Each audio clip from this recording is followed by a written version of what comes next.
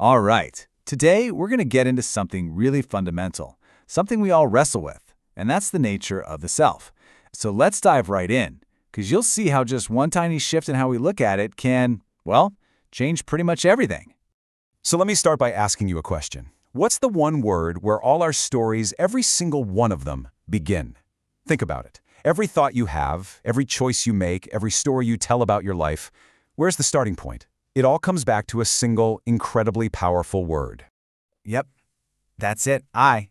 It's just the inevitable starting point, right? We need that center, that sense of I, if we're going to think or choose or take any kind of responsibility for our actions. It's really the foundation of our entire experience. Okay, but here's where things get really interesting. Is this center, this I, is it fixed? Is it this solid thing we possess? Or is it maybe something more, I don't know, fluid? And this is the key, you guys. The self is just the beginning of the journey. It's not the final destination. So, first up, let's talk about where this journey begins. We're going to look at the modern idea of I and some of the pitfalls that come with it, especially in the world we're all living in today. So think about it. In our super digital world, the I is something we're constantly polishing, right? Polishing it up for everyone to see. It's all about visibility, achievements, the stuff we can show off. And yeah, it shines really brightly on the surface. But the problem is, it often doesn't have any deep roots. So what happens? It can be super fragile. It kind of crumbles at the slightest tremor, the first sign of trouble. It's got visibility, for sure, but that doesn't make it reliable.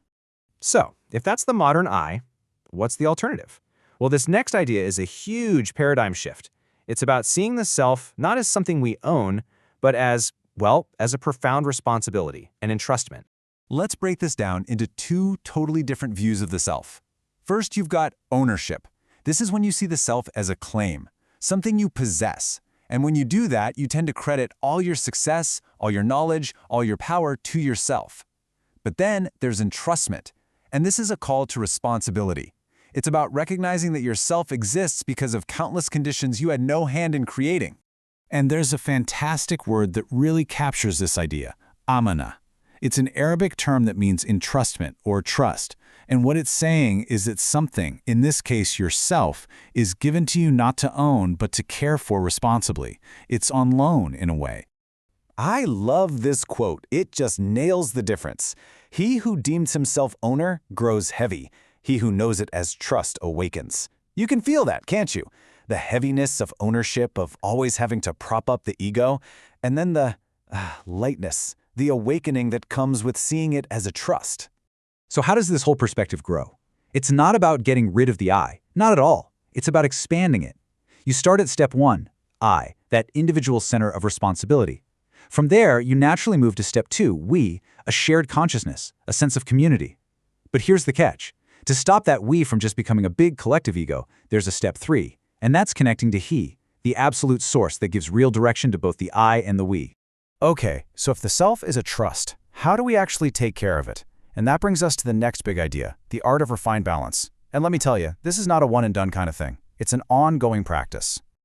And just like before, there's another great word for this time from Turkish, terbiye. It means refinement, nurturing, cultivation.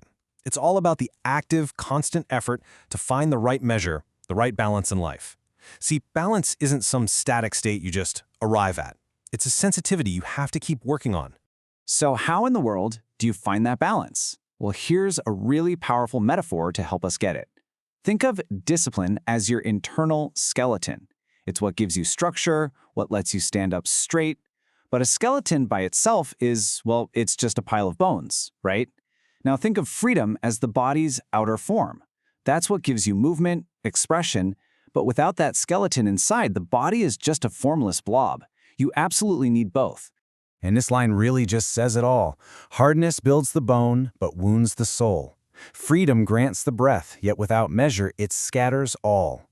Too much discipline, and you crush the spirit. Too much freedom, and everything just flies apart. The real art is finding that sweet spot in the middle. And let's be honest, this is probably why so few people really achieve it. Finding and maintaining this kind of balance is hard work. It's so much easier to just impose rigid rules on one extreme, or just let everything go on the other. This middle path, it takes constant labor, constant attention. So here's the real goal of all this refinement. It's not about building a wall, not for you or for anyone else. It's about showing the way. And this idea applies everywhere. It's how we can manage our own inner world, but it's also how we can guide and raise others. All right, let's start to bring these two big ideas together.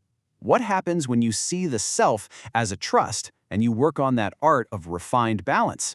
Well, it leads you toward a totally different kind of knowledge. It leads you toward a settled wisdom.